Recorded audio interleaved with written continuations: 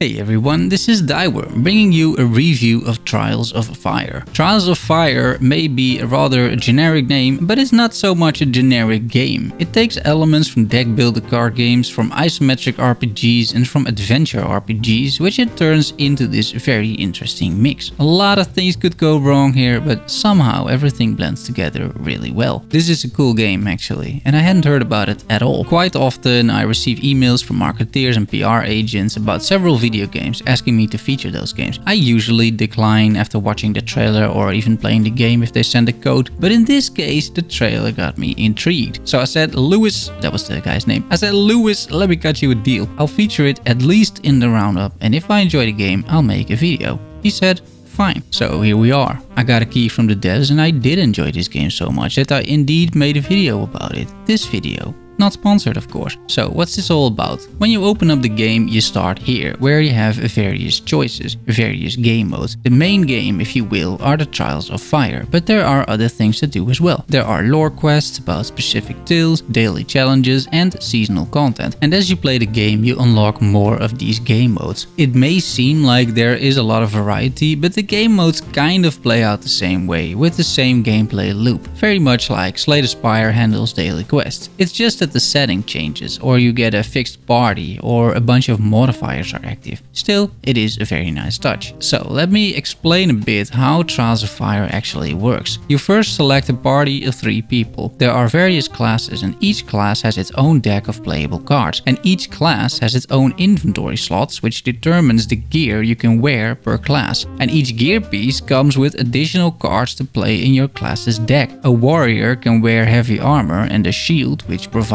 armor and more life in battle, as well as cards like block, which helps you defend against enemy attacks. A mage, on the other hand, can wear a staff, which provides you with offensive magic cards like a fireball. Gear comes in rarity tiers, from green to orange. The orange legendary items are super powerful, provide unique cards, and you can use them to build your decks around. After creating a party, you're dropped onto the world map. You see your heroes on the left side. You can check their deck and inventory. There's your journal, top left, with the quests that you run. The 2 bars next to this indicate how determined you are, your morale. If you move towards your main objective, indicated by the big arrow, this value increases. If you're just slacking around and exploring random stuff, your party members get dissuaded and lose the will to move on, resulting in several penalties. Similarly, you have a sort of stamina bar and you need to keep your party energized, or once again, you suffer penalties. Then there are some resources you need to manage. The carrot is food, which you need to rest to restore stamina.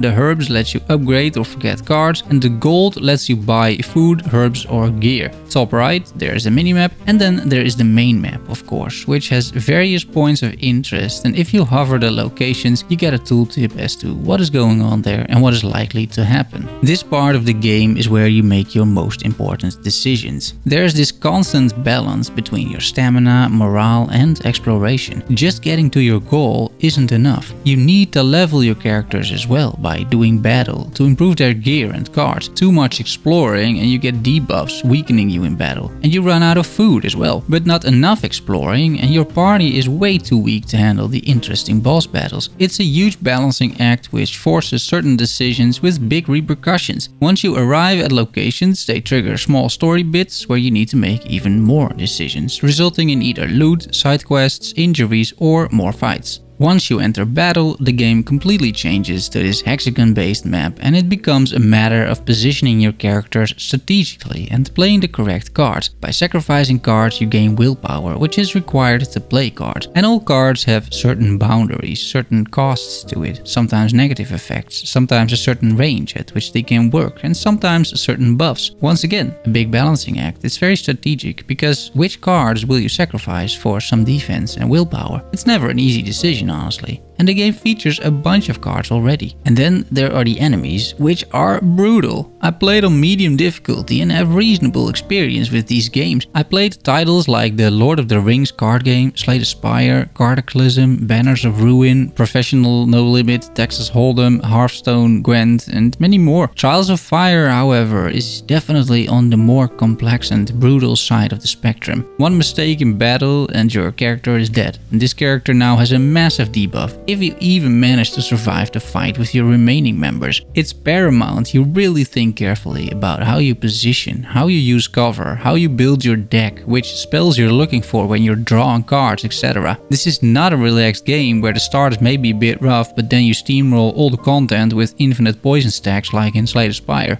No, this game keeps you on your toes and every round counts. It's very intense, it's very deadly, but it never felt unfair, despite me dying at least a dozen times. While I did get frustrated sometimes, and while RNG is of course a factor, the game does manage to hook you in. I played quite a few sessions already and logged about 15 hours of gameplay so far, in which I beat the main game mode and one of the lore quests. I unlocked almost all characters and I played the game with several party members as well. Everyone has distinct mechanics and the classes are well designed, they feel different, which adds to the replay value of the game. And definitely not everything is viable either, as a beginner at least. I did reasonably well with a balanced party featuring a warrior, alchemist and mage. I tried a session with magic wielders only and got absolutely slaughtered. I think if you're 30 or 40 hours in, you're much more familiar with what can happen to you and then you're able to pull this off as well. It definitely takes a while to get the hang of this game though, even as a more experienced card game player, but I did enjoy playing it. The roguelite element of unlocking more heroes and more cards as you play does pay off, as the newer cards are generally a bit stronger. In particular, I enjoy the many decisions you have to make and that there are real consequences to whatever you choose. You may ruin your run and RNG does play a role, but in the end it is you who is to blame for taking an unnecessary risk or an unnecessary fight. It seems the time this game spent in early access has helped create a rather polished, sort of unique take on the deck builder genre by adding elements and combining them in an interesting way. This is not a game for the faint of heart and definitely one of the more complex and difficult card games out there, but once you get the hang of it, it's really well balanced I feel and very rewarding. I hope you enjoyed the review and found it helpful. Thanks for watching. If you have any questions about the game, use the comment section or join the Discord. I'll be happy to provide a bit more context to help you make a decision if you should buy the game.